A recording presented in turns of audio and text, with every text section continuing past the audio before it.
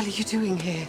It's fitting that in an episode about the search for Jamie, we don't see him either, but that sure made it hard to get through this one as much as I liked it. Written by hardcore fan Matt Roberts, this episode was very faithful to the original material, much more than they have been this half of the season. But while it had its strengths, there were definite areas where the depth of feelings was more like the kiddie pool than the deep end. The search party starts off at Lallybroch, where Ian, still shaken by what happened with the watch, is ready to saddle up and head out himself. We have to do something. Our laird is in the clutches of the English. I was bothered by this choice of words, though. Jamie is more to Ian than his laird, and while this may be a picky criticism by calling him the laird instead of using his name or other more familiar and intimate term, the personal loss is diminished. We don't see how devastating this is to him. We know it is, but it could have had more impact. And that, too, continues throughout the episode. Between music and language, the immediacy and desperation that this episode could have had is diminished. There seems to be a separation between the extreme seriousness of the situation and nearly all of the reactions to it. Jenny is the only one that responded with the haste required. The hashtag for this week, if you are a Twitterer, is #badlasses, and boy, are they. Especially Jenny. Love forces a person to choose, she tells Claire as she burns a redcoat courier's foot to get him to talk. You do things you'd never imagine you could do before.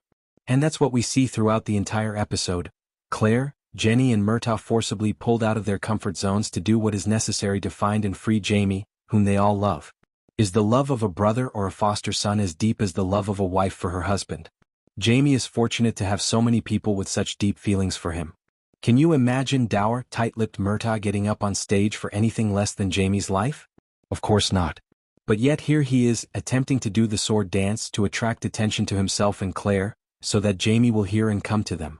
Claire, using her limited knowledge of palmistry, from the palm reading Mrs. Graham did on her in the first episode, tries to find out if anyone has seen a strapping, red-haired man. If I had seen him, one obviously unhappy customer tells her, I wouldn't be sitting here talking to you.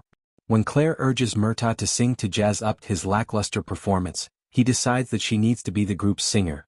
While Caitriona has a lovely voice, just right for her task, unpolished but pleasant, the use of a contemporary tune was jarring.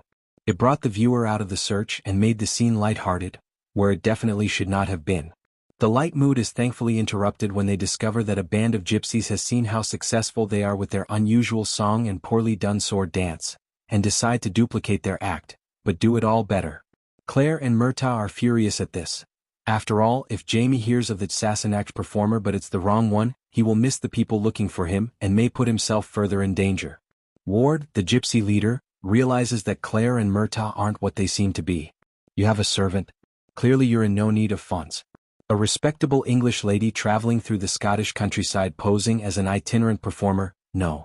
You do this for either politics or love. Claire decides to trust him and confesses their motives, then pays him off to stop using their song. And Murtagh, much less trusting of the world, is furious with her. He is already unhappy with her attitude and outspokenness, and this is the final straw for him. Willie is the first to step up. He's seen how honorable Jamie is, and I think he wants to emulate him, rather than the out-for-themselves rest of the group. But were you relieved to see that Rupert wasn't threatening Claire? You knew he'd never do that. And did you have any doubt that in the end Angus and Rupert would agree to go on what has to look like a suicide mission into Wentworth? I didn't. They may not be the smartest pair, but they aren't cowards and are always up for the adventure, just what Claire and Murtagh need. However, boys and girls, we're heading into serious territory. It's been more than hinted at. If Jamie falls into Randall's hands again, what chance does he have? If you're nervous about next week's episode, and I don't blame you at all if you are, check out the preview I'll post Wednesday evening. This is my special early warning system, your worry warning, and I'll give you a spoiler-free idea of what to expect.